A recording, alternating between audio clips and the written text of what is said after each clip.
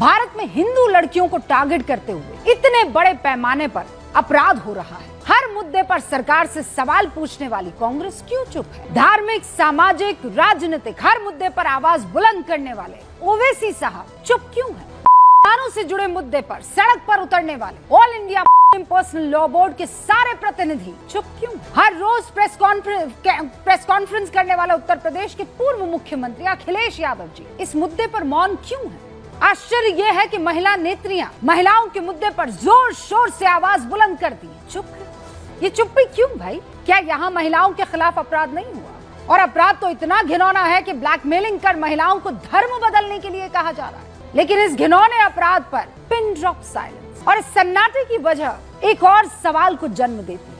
और वो सवाल क्या है, बहुत ध्यान से सुनिएगा। मैं फिर कह रही, एक्सपोज करना जरूरी है जो लोग ये कहते हैं, अपने आप को सो कॉल्ड सेक्युलर बताते हैं, जो ये कहते हैं कि यहाँ पर एक धर्म विशेष के लिए रहना जहन्नुम जैसा हो गया। उस मुल्क में छांगूर बाबा जैसा एक आदमी 579 जिलों में अपने 3000 गुर्गों को तैनात कर देता है। क्यों अब डेमोक्रेसी खतरे में नहीं है?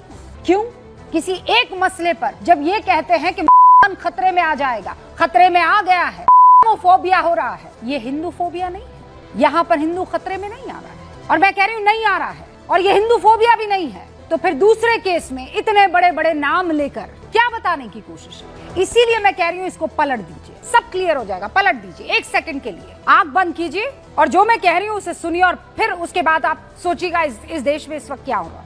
ये जो छांगूर है, अभी जो आपको दिखाई दे रहे, टोपी है, सफेद दाढ़ी है, माशाल्लाह से कपड़े भी आप देख ही रहे हैं, पीछे उसके एक नीतू उर्फ नसीम या नसरीन नाम की महिला है, वो चल रही है। तो इस शख्स का हुलियापन बदल देते हैं। क्या करते हैं हम? सबसे पहले तो माथे पर त्रिपुंड लगा देते हैं, बदन पर सफेद की जगह भगवा धारण करवा देते हैं, और पीड़ितों की लिस्ट से हिंदू महिलाओं को हटाकर मुस्लिम महिलाओं को ऐड कर देते हैं। अब क्या होगा? सन्नाटा। सन्नाटे को चीरता हुआ आक्रोश, गुस्सा, अवार्ड वापसी, बड़े बड़े लेख, इंटरनेशनल हेडलाइंस, ह्यूमन चेन, बड़े बड़े जुलूस, big press conference, no pin drop silence. विपक्ष से लेकर All India Personal Law Board तक सब आ गए होते मैदान। एकदम से हालात बदल जाते, जज्बात बदल जाते। जो नेता आज एक शब्द बोलने को तैयार नहीं है वो सड़क पर होते, संसद में हंगामा हो जाता। AIMPLB all India Personal Law board सड़कों पर प्रदर्शन करता दिखता। सारे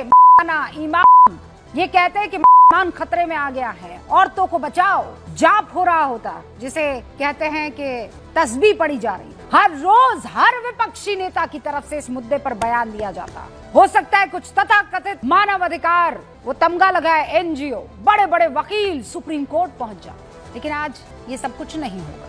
क्यों? क्योंकि यहाँ पीड़ित वो नहीं है जो होने चाहिए तथाकथित। तो यहाँ पीड़ित हिंदू है और आरोपी उसका धर्म कुछ और है। और इसीलिए किसी को वोट बैंक खोने का डर नहीं है, किसी को धार्मिक ठेकेदारी जाने का डर नहीं है। जो भी इस पर बोलेगा उसे डर सताने लगेगा कि कहीं वोट बैंक ना बिदक जाए।